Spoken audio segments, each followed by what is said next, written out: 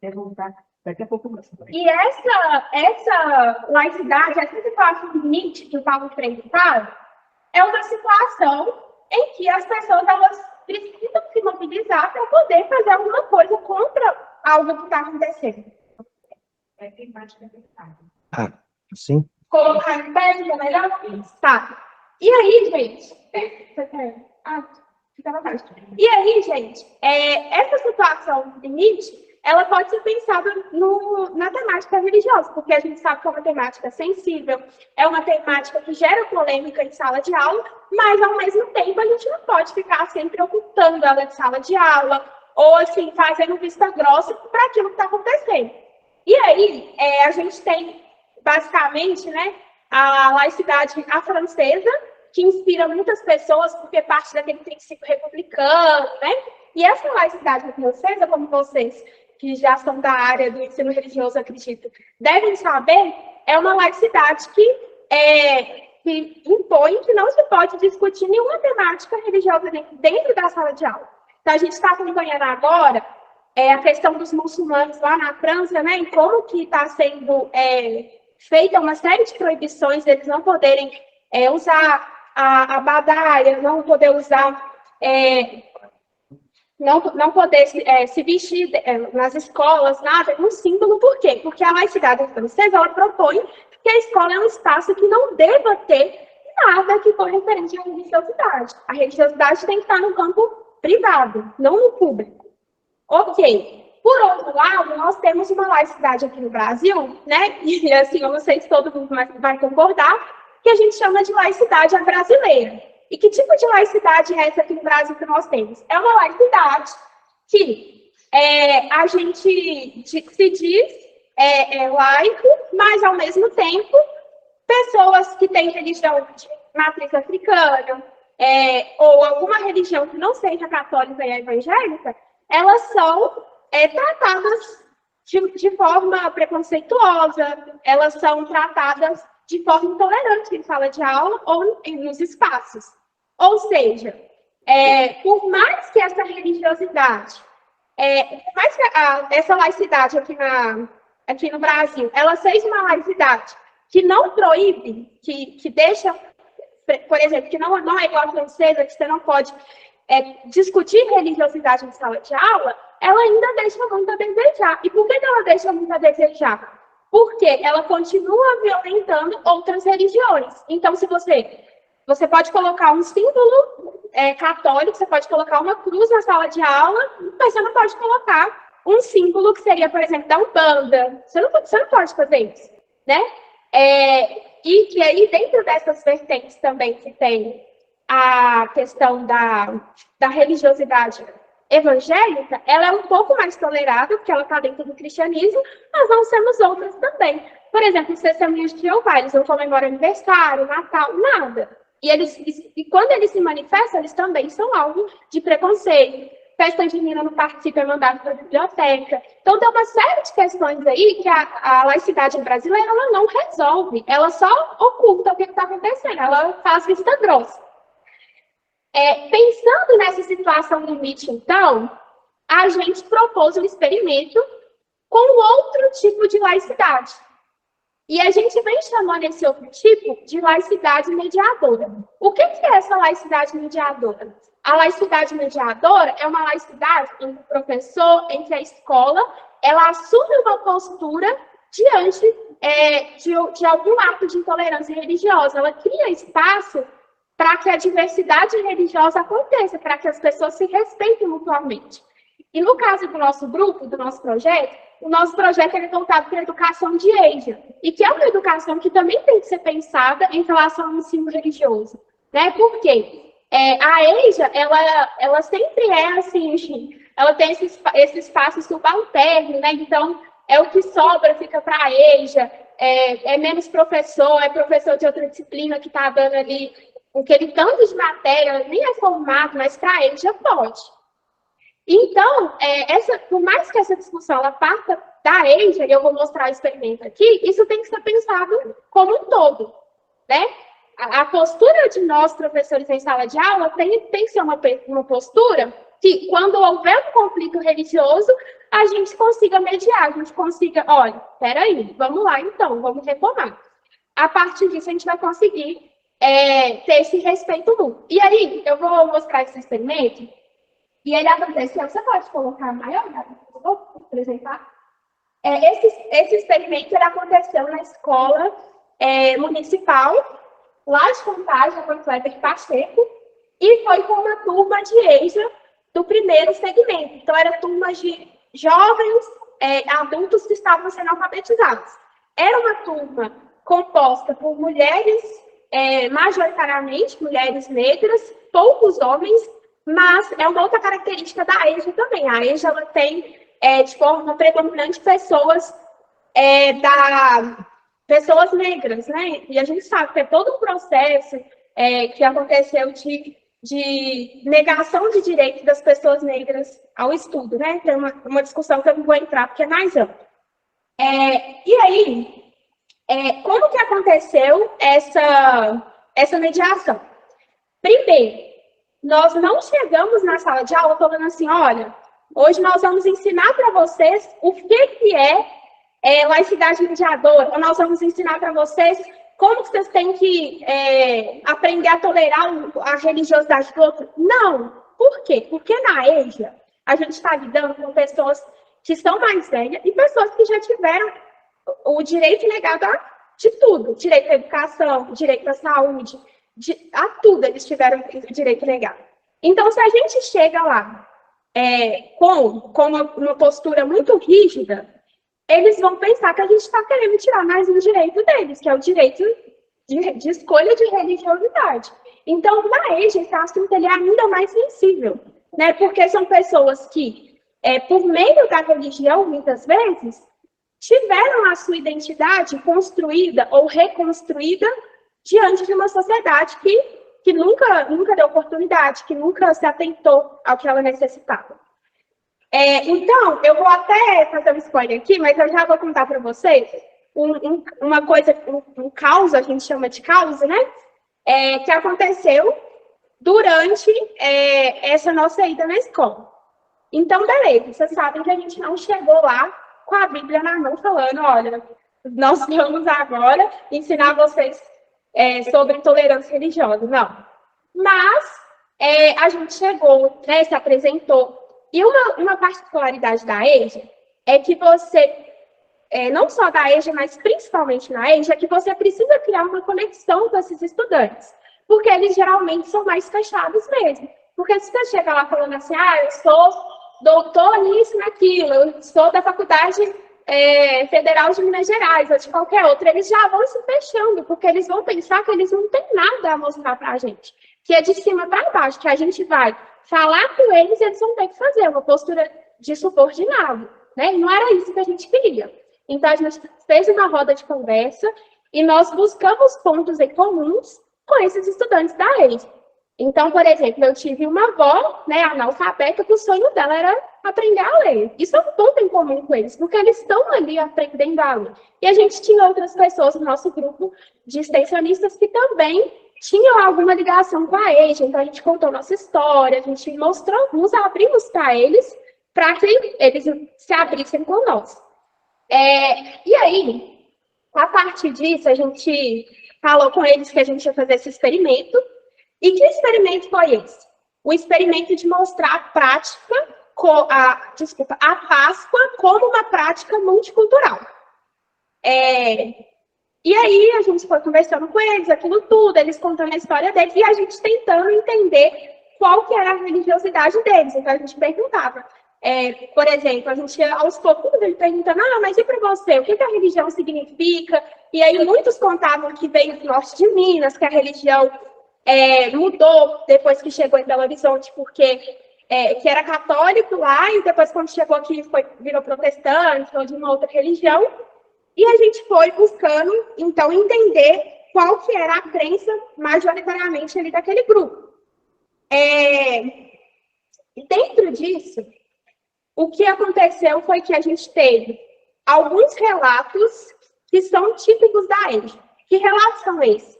Violência. Muitas mulheres que estavam ali contavam para a gente a questão da violência que sofreu com o marido, a falta de assistência social para criar os filhos, tinham muitos filhos e não conseguia alimentar. A questão do machismo também era uma coisa que era muito predominante. Essa questão do êxodo rural, de sair do campo e vir para a cidade em busca de uma vida melhor, e às vezes chega aqui e vê que não é aquilo tudo que falavam. Então, é uma outra característica do grupo da EJA, essa questão da violência está sempre muito presente, né? Infelizmente. São pessoas que, como eu falei no início, sempre tiveram os direitos negados.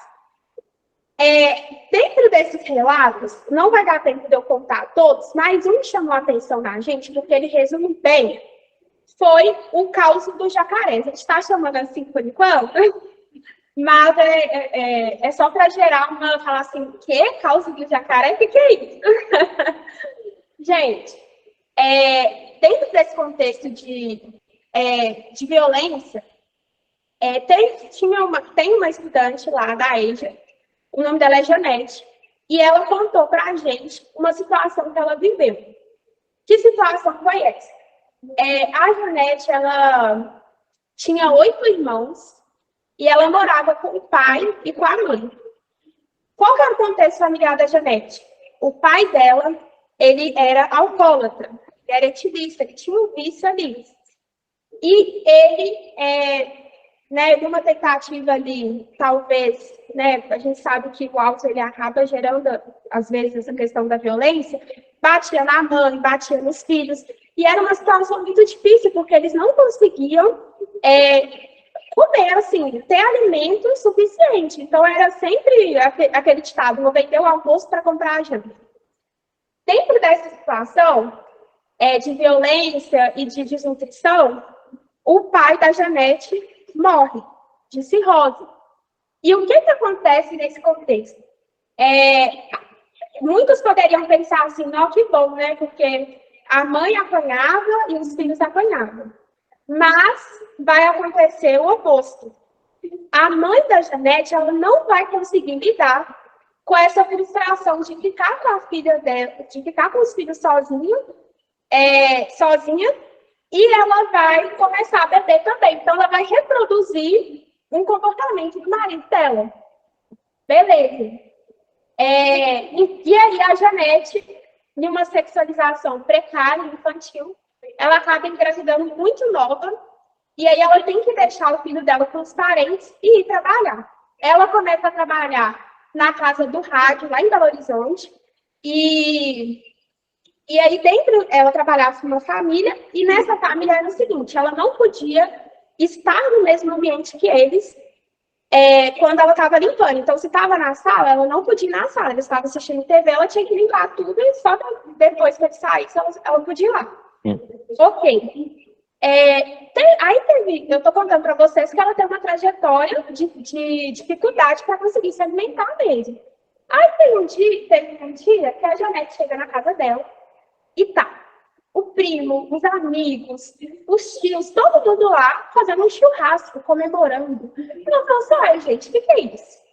A gente mal tem para a gente comer no dia a dia, agora o povo está esbanjando aqui, está comendo, está puxando, o que é isso? Aí ela come, vai lá, participa do churrasco. Quando ela fala assim, não, mas essa carne aqui está com gosto muito diferente. Eu faço comida lá no meu trabalho e deve ser uma carne muito nobre, porque é diferente do meu trabalho também. Ela pergunta à mãe dela que carne era aquela, e a mãe dela fala, não, a gente pescou lá na Pampulha, porque a casa dela era num bairro lá em Contagem, próximo da Pampulha. Beleza. Passa alguns meses, desse ocorrido, e a Janete está limpando a casa lá, na casa do rádio, dessa família, e aí ela vê a mãe dela, ela estava na sala, a família estava nessa sala de estar, e ela vê na televisão uma reportagem com a mãe dela sendo presa. Nossa, gente, mas o que é isso?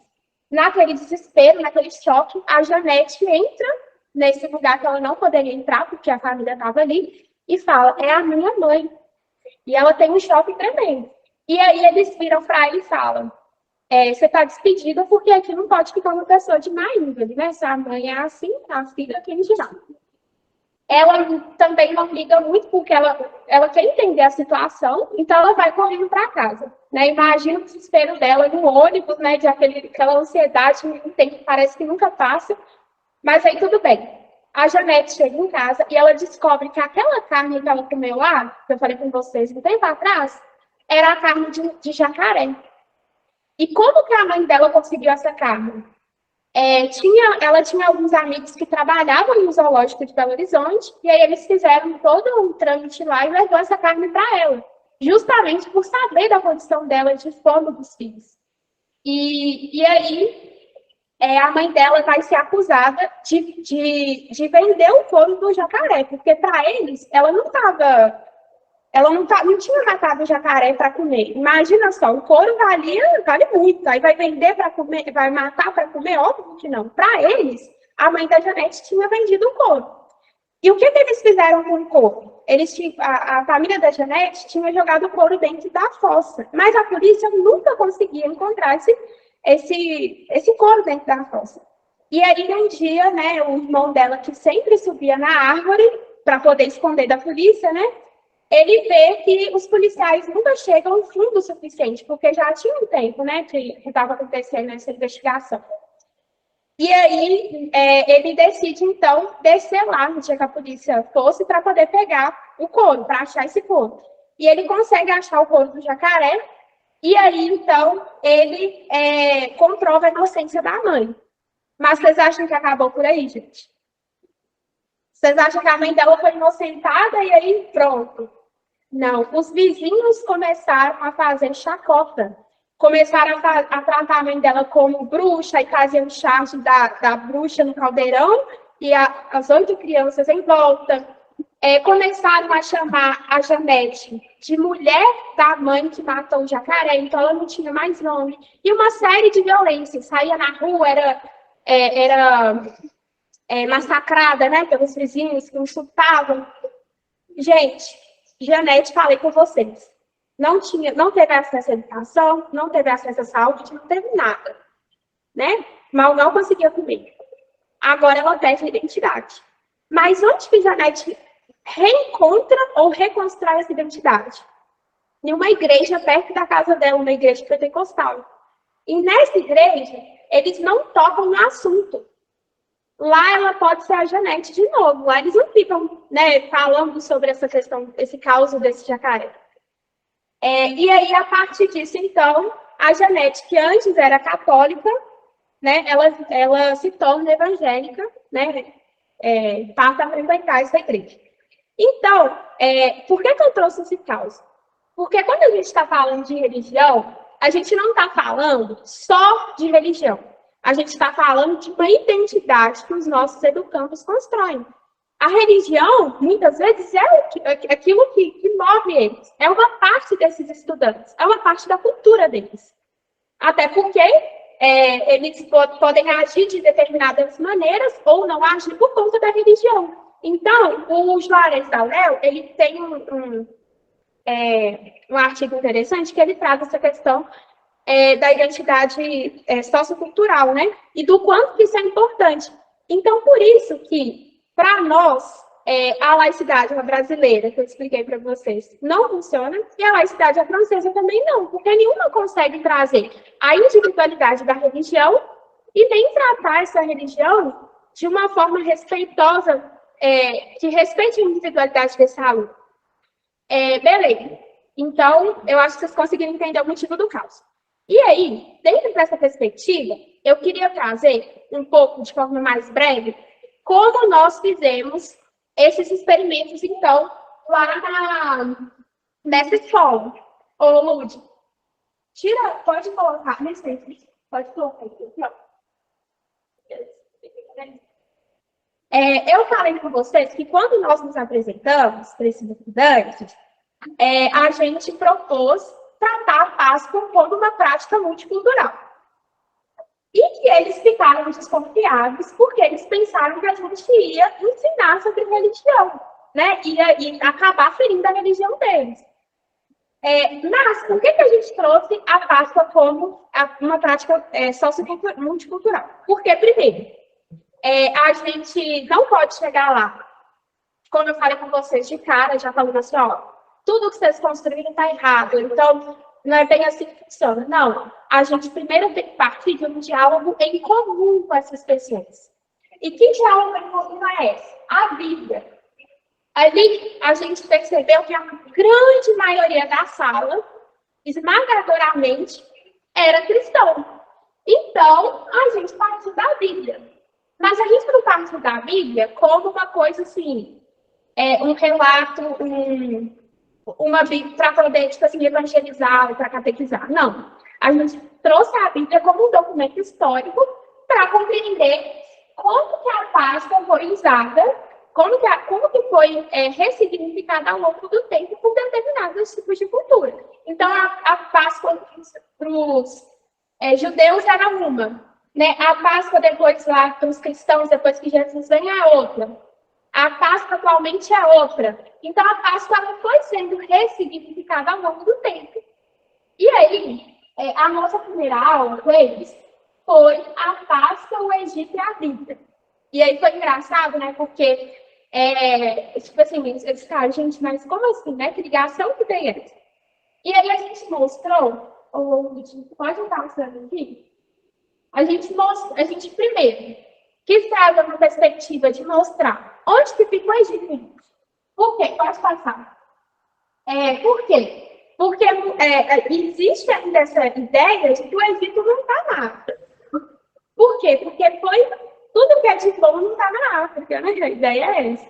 Então, o que a gente quis reforçar com eles é que vocês sabem isso daqui? Já. As pirâmides lá do Egito, já. Onde vocês viram isso? Na novela Os 10 Mandamentos. Então, assim, todos conheciam essa novela. E aí eles... onde pode passar, para eu ver aqui onde pode ir. E aí, então, a gente mostrou para eles o mapa, né? Onde estava a África, onde estava a gente. Pode passar. Pode ir. Aí, volta aqui. Aí, o que a gente mostrou para eles? Que o Egito, ele tem um rio, né? Que é um dos maiores do mundo. A gente tem o rio Amazonas e tem o rio Nilo. Qual que é a diferença? Que um é maior em comprimento e o outro em extensão. E aí, gente, como eu falei,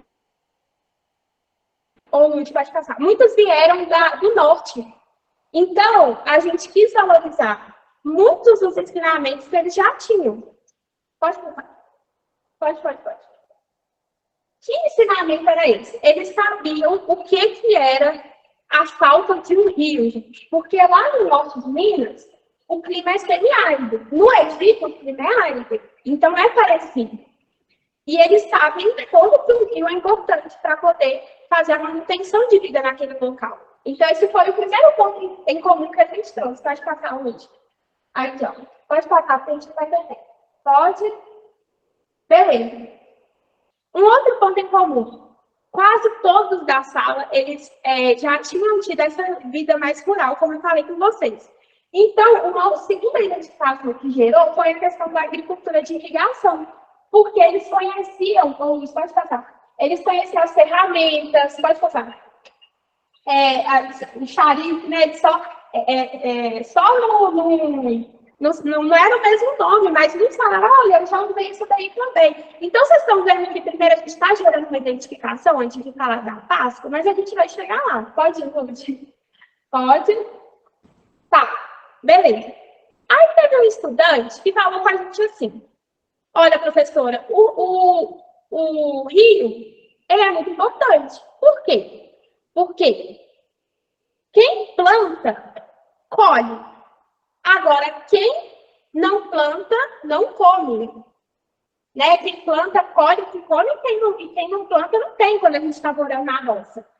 Então, a gente trouxe para eles para pensar o seguinte, tá, quem planta, come. Mas come o quê? Será que a pessoa que planta, ela come a mesma coisa que a pessoa que é dona daquela terra? Aí a gente vai fazer um paralelo lá com o Egito. Ó, aí a gente mostrou para eles que eles não sabiam ler, mas eles sabiam que tinha vários tópicos aqui. Aí a gente falou para eles, ó, lá no Egito, os faraós e as pessoas que moravam lá com ele comiam carne, peixe, pão, fruta, azeite, e tudo. Agora, e quem não era, quem plantava, mas não era da aristocracia? O que eles comiam? Pão, legume, peixe. Olha lá, não peixe ou fruta. E a partir disso, a gente trouxe para eles essa pergunta. Você que a gente tinha um senhor lá que trabalhou na roça por muitos anos. O que você comia lá na roça? Você plantava, você comia de tudo, do melhor? Ele, não. A gente comia mandioca, farinha, farelo. Aí a gente perguntou para ele, e o que o dono da terra que o senhor trabalhava comia? A gente passava lá e comia, era um porco assado, era então, variedade de carne, era fruta, era isso, era aquilo. Ou seja, a pessoa que planta, ela não come o melhor, sendo que foi ela que teve todo o trabalho para arar a terra, para poder cuidar daquela terra. Então, esse foi um outro ponto que a gente trouxe. Então, vocês estão percebendo que a partir do que eles trouxeram para a gente, que nós construímos as aulas, e a gente está gerando o tempo todo nas aulas essa identificação entre Egito e entre norte de Minas. Pode passar, Gabi, que eu vou tentar. Vocês sabem quanto tempo eu tenho? Pode, não vou falar assim. Pode, isso aqui a gente mostrou o comentário, beleza. Aqui é importante. A gente falou, então, já sobre um pouco da economia do Egito, que eles vendiam isso, vendiam aquilo, né? Que tinha a questão da agricultura de irrigação. Aí, agora, a gente queria falar sobre um outro ponto do Egito. E aí, de novo, nós trouxemos o norte de Minas. Quando a gente mostrou essa foto na sala, a gente se reconheceu, a gente falou, o que está acontecendo aqui? Ah, professora, é uma romaria, né? É uma tradição católica aí. E o que é essa romaria? É um ritual católico que as pessoas se reúnem para poder pedir por chuva. E aqui é no norte de Minas. Lembra que o norte de Minas tem um clima semiárido? Então, elas se reuniam para poder pedir por chuva. Aí eles perguntou assim, gente, vocês aqui da sala, vocês já participaram disso? Não, já. Aí, a gente já participou, quando nós morávamos lá na roça, não sei o quê. Ele falou assim, e funcionava? Pior que funcionava, viu, professor? Pior que o trem dava certo mesmo. Beleza. Ô, Luiz, mostra a próxima. A partir disso, a gente mostrou essa imagem aqui, ó. Perguntou para eles, o que vocês acham que está acontecendo? Estão fazendo algum ritual com água, alguma coisa assim. Beleza, o que a gente explicou para eles? Que isso aqui era um ritual egípcio também para pedir por chuva. Olha aí, a gente trouxe mais um ponto em comum. Luiz, pode passar. A partir disso, a partir disso, a gente mostrou para eles que no Egito, eles tinham vários deuses e que esses deuses tinham uma função diferente. Então, um deus era para pedir chuva, o outro deus era para pedir por fertilidade, o outro era isso, o outro era aquilo. E qual era a característica desses deuses? Era uma característica de uma mistura entre animal e humano. E aí, a partir disso, eu trouxe um termo que os professores de direito vão me entender e que vão ficar, meu Deus, olha o que essa menina está falando um pouco da ele. Mas que é o termo zoomorfismo e antropomorfismo. Por que eu trouxe esse termo? Porque a região lá fica próxima do zoológico. E aí, quando eu falo zoo, eu estou falando de animal. Então, mostrei para eles isso. Ó, zoológico, animal. Zoomorfismo, animal. Então, quando eu falo de zoomorfismo, eu estou falando de deuses que têm forma de animal. Quando eu falo de antropomorfismo, eu estou falando o quê? De humanos que têm forma de animal. Falei o contrário? Não, falei certo, professor. Tá, que eu fui olhar para ele, eu desconcentrei. Então, gente, aí a partir disso eles foram entendendo essa questão. E aí muitos começaram a se sentir provocados. Professor, aquele parece que é uma águia. Aquele dali parece um jacaré, aquele dali parece isso. Então, assim, eles foram gerando identificação. E uma aula que antes não poderia acontecer, por quê? Porque quando a gente chega na EJA para poder falar sobre religião politeísta, mesmo que de uma perspectiva histórica não funciona, agora essa aula funciona, porque a gente fez todo um preparo com cuidado para chegar nisso daqui. Ou pode participar, pode ir. A gente mostrou o tribunal de horas também, que tinha o julgamento, assim como no cristianismo, pode ligar. Eu quero chegar, pode ir. Pode ver. Aqui a gente usou a Bíblia. Eu acho que não vai dar tempo de... Peraí. Mas uns 40 minutos se você quiser. Tem que voltar 1h30. Mas a gente pegou no salmo, Então, mais meia hora. mais meia hora. Que aí dá 1 hora de novo. Mas e as outras aulas, será que dá tempo? Tá? Eu não peguei pra voltar. É 1h30. Tá. Pode até medir. Não, mas já são 20 dias. Será rapidamente, acho que dá.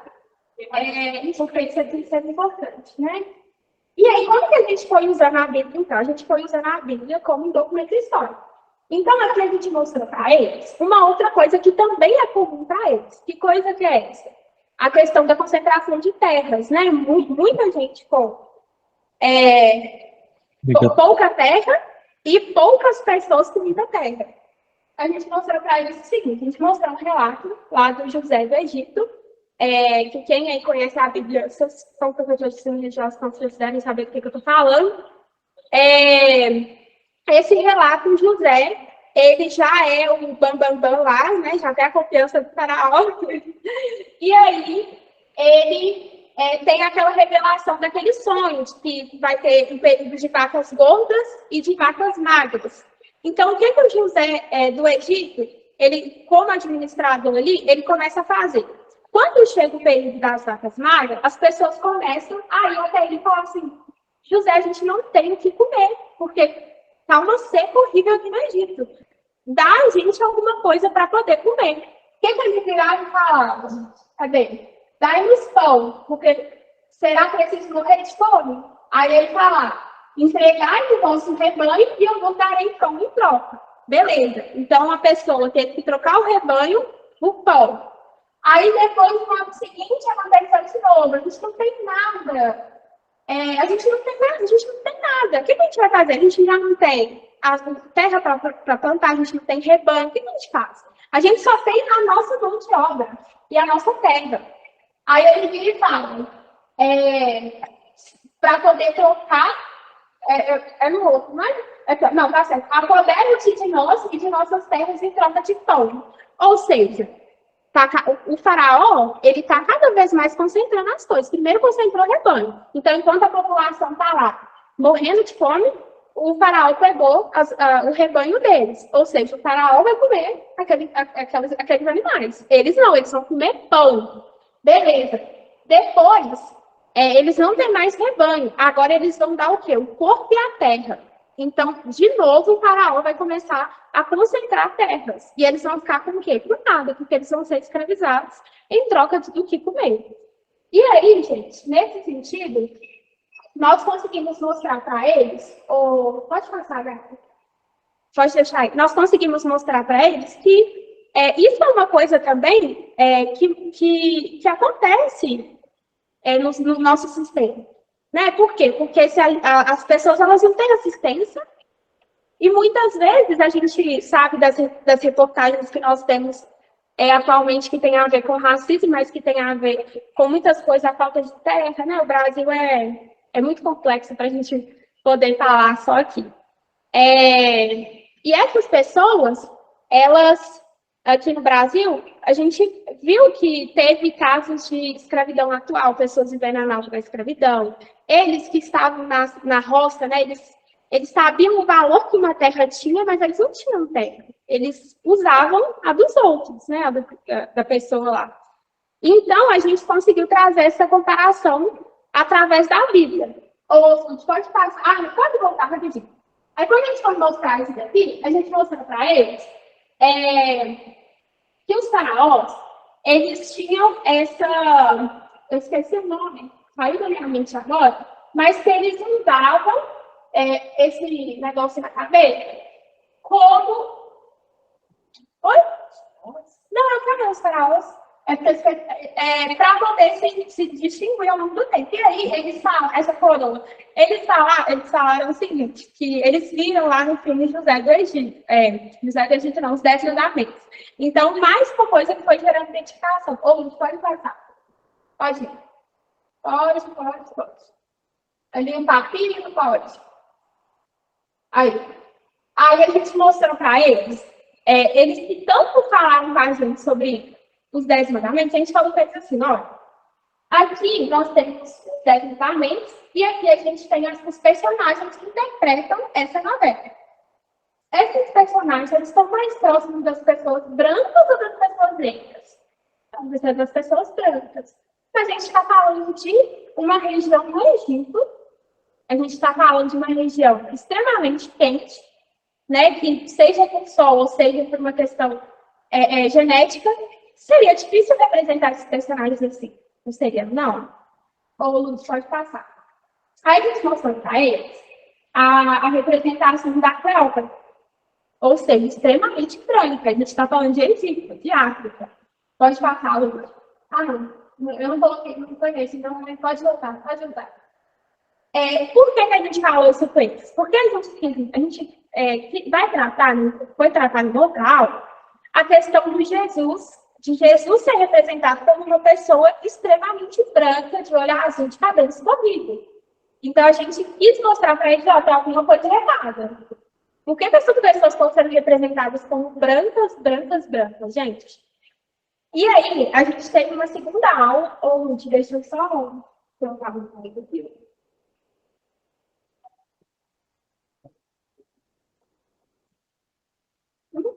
Não está compartilhando? Ah, está compartilhando. A gente teve uma segunda aula.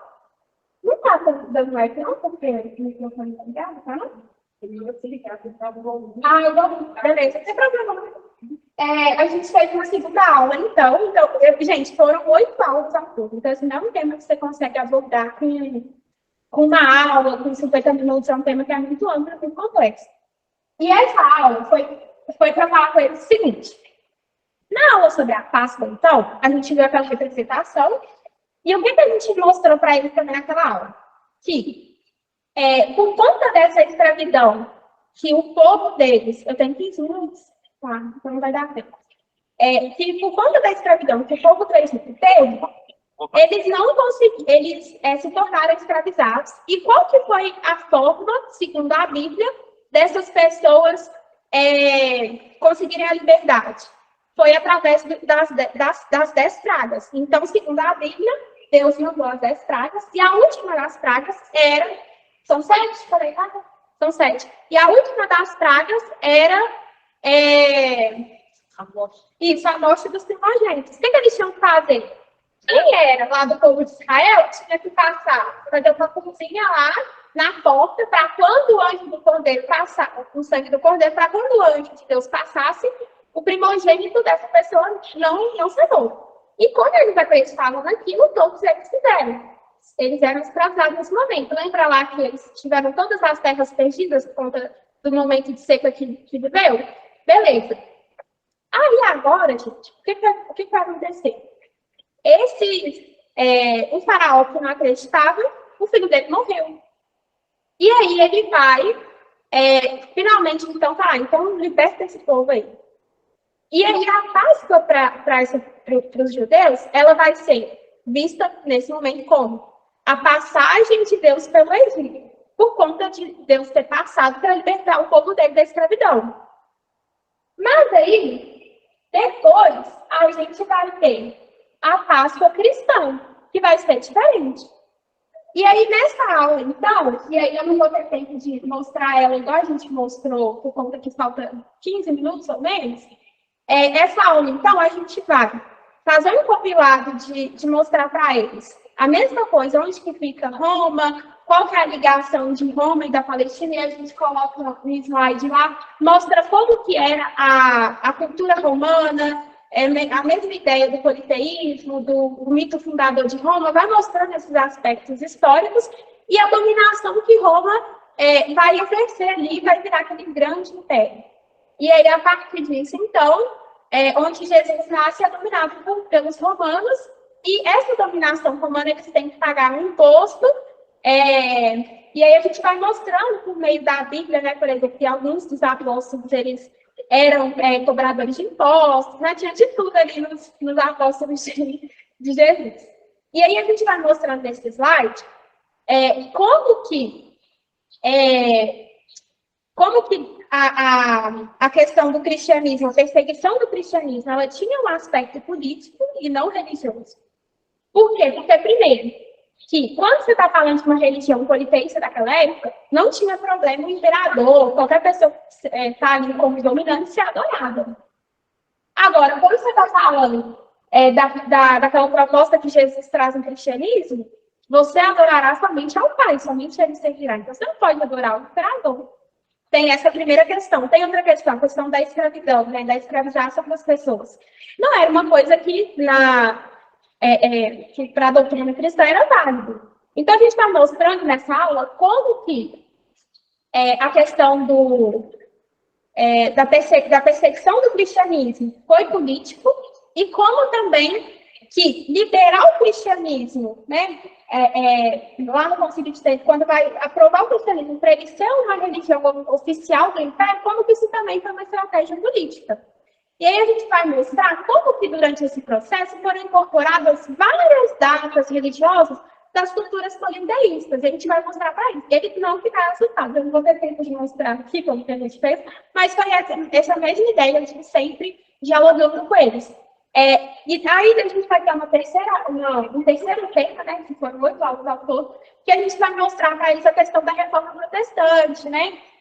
Então a gente vai mostrar para eles como que as 95 teses de Martin Luther, algumas a gente mostrou sim, como que elas tiveram um impacto, como que foi a criação da religião protestante, né, as várias vertentes aí que surgiram, e a partir disso, pensar a questão da Páscoa, então, para as pessoas evangélicas. Beleza. Aí na nossa, a gente vai ter uma outra aula depois disso que a gente vai mostrar os símbolos da Páscoa. Então, como que a gente tem hoje? Deixa eu ver se é antes. Acho que sim. Como que a gente tem hoje uma ideia de Páscoa que é relacionada a coelho da Páscoa, a ovo de chocolate, que é uma coisa que é puramente capitalista, né? Mas a gente vai mostrando para eles. Quanto tempo eu tenho? 10 minutos. 10 minutos, mas eu vou encerrar. Não pode mostrar a atividade que a gente fez. Ou você consegue? Pode colocar. Você tem que ir.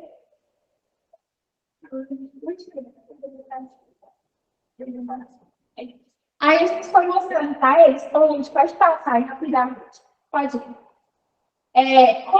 Pode voltar. Como que esses símbolos, tá vendo aqui o símbolo do coelho que significava fertilidade lá na religião politeísta? Como que foi apropriado lá os ovos? Pode ir, Ruth. Isso, da Esther, pode ir. Aí como que isso foi ressignificado? Pode ir. Como que o cordeiro, quando a gente está falando de Páscoa, por exemplo, na Igreja Católica, é considerado um símbolo? Porque pode ir.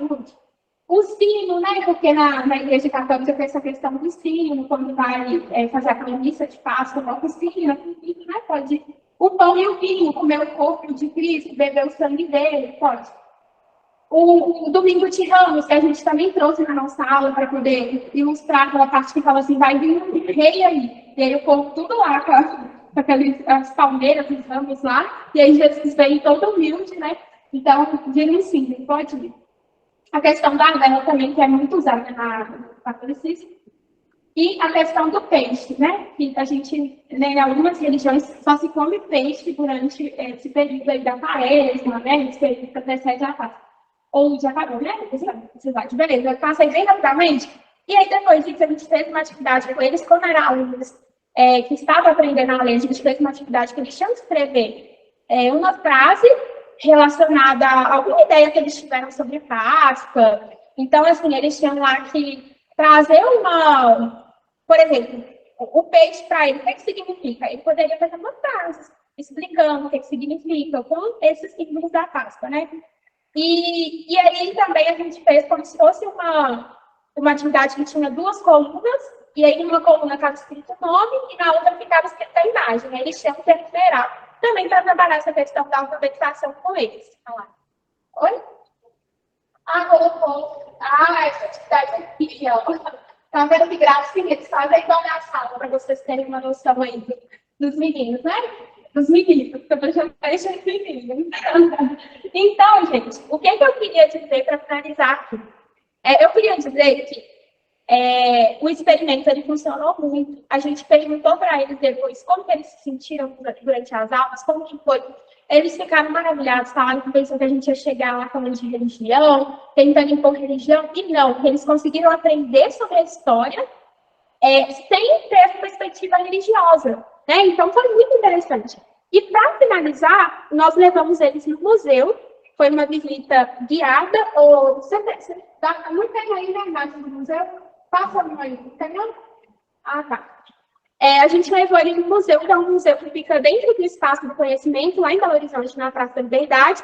E nesse museu tinha várias cosmogonias de como surgiu o mundo para determinadas religiosidades. E eles conseguiram dialogar, eles conseguiram perceber, eles tiveram interesse em entender essas cosmogonias sem ser de uma forma demonizada. Então, eles viram lá a cosmogonia dos orixás, do Yorubás, e eles, assim, não tiveram nenhum comportamento, assim, de intolerância, de falta de respeito. Não, eles ficaram super interessados, querendo entender como que para eles surgiram o mundo. Então, gente, foi muito enriquecedor. A gente não consegue, muitas vezes, dialogar se a gente já chegar com o pé na porta, já chegar querendo trazer a verdade, a forma certa. É uma construção, né? A sala de aula é uma construção que tem que ser feita com os alunos e o tempo todo, relacionando o que eles sabem, buscando fazer alguma forma de alegoria, desse jeito a sala de aula. Então, né, eu queria compartilhar com vocês, né, e muito obrigada por vocês terem ouvido a gente. Não tem problema, não, porque falta 6 minutos, mas tá bom. Você queria falar alguma coisa? Não? Ver se alguém tem alguma pergunta. Verdade. Ver se alguém tem alguma pergunta, né? Pode mandar no chat. Isso. E a gente queria ver, como tem 6 minutinhos, alguém tem alguma pergunta, quer saber alguma coisa mais detalhada, porque foi corrido pela falta de tempo? O que vocês têm aí? Mandem aí no chat que a gente vai ler. Nós temos 6 minutos aí. Você quer que eu seguro para gente? As gambiarras, né? Eu tenho uma questão daqui, né? Você falou que foram 8 aulas, especificamente. Todo o cronograma seriam só essas 8 aulas, ou isso pode perpassar outras? Olha, Ou depende da turma, do aprendizado, etc. A gente, como eu te falei, a gente pensou em temas de trabalhar a Páscoa, mas a gente não definiu. Essa aula tem que ter X. Tipo assim, esse tema tem que ter 3 aulas. Não. A gente fez 8 aulas ao todo, mas teve tema que foi mais rápido e teve tema que durou menos tempo, mais tempo. Então, essa questão da quantidade de aulas vai depender muito da turma e vai depender muito também de como que vai ser tratado o fim, porque tem alguns elementos que a gente tem que tratar com mais cuidado. Por exemplo, essa questão do Egito, né, do politeísmo. A gente teve que demandar 2 e mais um pouquinho tempo de aula, e eram 2 horas de aula, gente. Então, não era 50 minutos. A gente ia na escola, ficava os 2 primeiros horários, lá na EJA, né, que eram 4, se não me engano, e a gente trazia essa temática. Então, eram 2 horas com uma temática, sabe? E a do Egito, a gente gastou um tempo bom. A gente gastou ao todo 4 horas aulas, só nela, porque essa questão que eu falei, né? Então, assim, não tem um limite, não. É uma construção. Às vezes, você vai fazer a aula, você lembra dos meninos e fala assim, ó, isso aqui tem um aluno na sala que é assim. Aí você pode colocar e trazer para poder dialogar com eles. Alguém mandou? O Antônio vai agradecer. Agradecendo? Obrigada. A gente agradece por você ter ouvido também, tá, o Antônio, de estar aqui com a gente. Pode ir. Então, faz, gente. Então... É para o pessoal dizer de onde está. É verdade. Gente, coloca aí pra gente no chat rapidamente, antes de vocês saírem. De onde que vocês estão assistindo? Aqui do hotel? Daniela Gonçalves, parabéns pela oficina. Muito esclarecedora a respeito do trabalho contrato com novos alunos. Obrigada, Daniela. O pessoal de Natal, quem é de Natal? Longe tem um pessoal de Natal aqui. Você até conhece, Wesley. Tem mais alguém que foi, gata? Josilene Natal também, Rio Grande do Norte. Ou Natal tá me Minas Gerais. Ah, Juiz de Fora e alguém de Minas, gente, para representar nós. Acho que só. Só Curitiba, Paraná. Curitiba, de longe, hein? Curitiba. Paraíba, IDF, Paraíba. Ah, você é de Paraíba. É de Belo Horizonte, né? Aqui também na sala. Belo Horizonte. Aí, ó, o nosso Minas está com 2 pontinhos. Natal que está inteiro aqui. Acho que só. Então, então tá bom, a gente já está em cima do horário também, tá todo mundo com fome, já assim, com muito fervor pedagógico, então vamos comer, né, gente? Tá na hora. Muito obrigada por terem assistido a gente, por estar aqui com a gente. E a gente está à disposição para dialogar, é isso. Educação é diálogo, a gente consegue transformar as coisas com diálogo e tolerância, né, gente? Então, parabéns pela exposição. Sempre alertando os nossos estudantes da UER e Rio Grande do Norte. Da Universidade Estadual do Rio Grande do Norte. Estadual. Sobre a necessidade de considerar o contexto dos estudantes de ensino religioso. Abraço. Ai, que legal. Muito obrigada pelo seu comentário. Incentiva muito, gente. Muito obrigada mesmo, viu? Então, a gente vai fechar a câmera aqui, mas a gente vai estar no chat. E qualquer coisa, a gente abre a câmera para poder responder até o horário. Tá bom? Luciano, obrigada e parabéns. Ótimas intervenções. Ai, obrigada, Luciano, por estar com a gente aqui. Geraldo levantou a mão. Oi, boa tarde.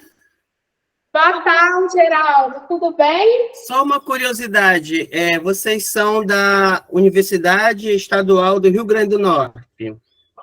Não, nós somos da Universidade Federal de Minas Gerais, a UFMG, lá em Belo Horizonte. Eu queria fazer uma pergunta. Na educação de jovens e adultos, aí em Minas Gerais, tem o componente curricular de ensino religioso? Não. A gente falou isso numa palestra mais cedo, né, ali na mesa que você estava, que desde 1998, pode passar. A gente falou isso numa mesa redonda hoje, aqui embaixo, que desde 1998, a prefeitura... 89, desculpa. A prefeitura municipal de Belo Horizonte, ela tirou o ensino religioso. Então, não tem. Mas, o que acontece aqui em Minas Gerais? Os estudantes sempre estão demandando perguntas para nós. Agora, do Estado sempre fez. Não, do Estado, sim. Mas do Estado é meio que Minas Gerais inteira, né? Mas em Belo Horizonte, que a gente está tratando de Belo Horizonte, Minas Gerais. Então, para não ficar confuso. O Estado de Minas Gerais, as escolas têm. Beleza? As escolas estaduais têm. Agora, as escolas municipais... Desde 1900, eu falei... 88. Eu falei 89. Foi tirado, né? Entendi. Não, entendi. Eu entendi você.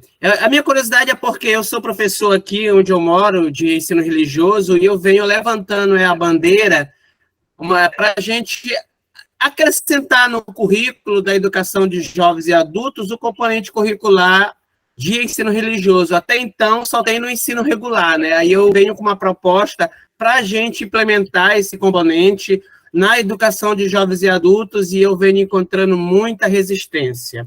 Era só para mim ter mais um motivo para mim argumentar com eles e tal, essas coisas assim. Obrigado, viu? Exatamente.